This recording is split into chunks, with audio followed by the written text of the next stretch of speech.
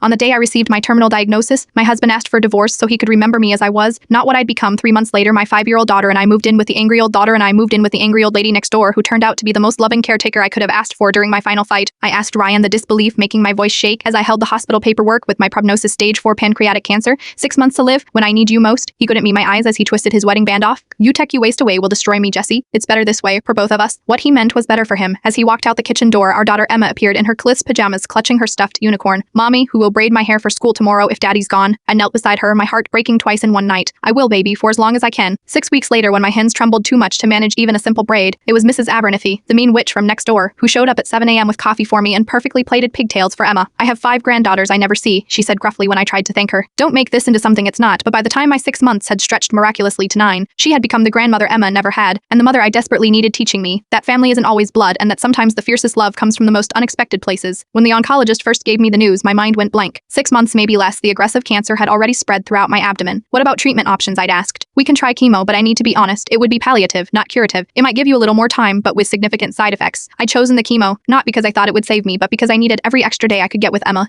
my sweet-spirited kindergartner who still believed in magic and didn't understand why Prachiz couldn't pick her up anymore. I didn't tell Emma that night. Instead, I'd waited for Ryan to come home, assuming we'd face this together. That my husband of 8 years would hold me while I cried, then help me figure out how to tell our daughter that Posid was very sick. Instead, he'd packed a bag. I can't do this, Jesse, he'd said, his voice flat as he folded shirts into his suitcase. I watched my mother die of cancer when I was a teenager. It broke something in me. I still have nightmares about it. So you're just leaving? I'd asked, tears streaming down my face. What about Emma? He'd paused, then, guilt flickering across his features. I'll still be her dad. I'll take her on weekends, pay child support. But I can't watch you deteriorate. I am not strong enough, and I am, I'd screamed, forgetting for a moment that Emma was just down the hall. You think I am strong enough to die? To leave my daughter? He'd flinched at that, but kept packing the next morning, leaving me to explain to Emma why Daddy wouldn't be living with us anymore. It was the first of many impossible conversations I'd have with her. The second came a week later when I had to tell her I was sick. Remember how sometimes you get a cold and you have to take medicine and rest until you feel better? I'd begun, sitting her on my lap. She'd nodded, playing with the buttons on my blouse. Well, Prachiz has something called cancer. It's a different kind of sick that's a lot harder to make better. Her little brow had furrowed, but the doctors will fix you, right? Like when I had strep throat. I'd taken a deep breath, trying to find words a 5-year-old could understand without being traumatized. The doctors are trying very hard, but this kind of sick is really tough to fix. I'm going to be taking some special medicine that might make me feel worse before I feel better. I might lose my hair and I might be very tired a lot, but you'll get better, she'd insisted. I held her tighter, breathing in the scent of her strawberry shampoo. I am going to try very, very hard.